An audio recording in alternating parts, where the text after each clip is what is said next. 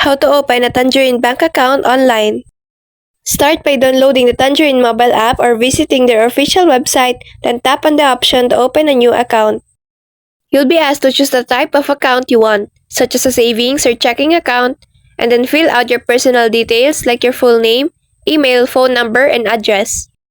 The app will guide you through verifying your identity, which usually means uploading a photo of a valid government ID and possibly taking a quick selfie for confirmation. You'll also need to provide your social insurance number for tax purposes. After that, you'll set up your login details, including a username and password, and sometimes create a security PIN for extra protection. You may be asked to link an existing Canadian bank account to transfer your first deposit, which helps complete the setup. Once everything is verified, you'll receive confirmation and be able to access your new Tangerine account directly in the app.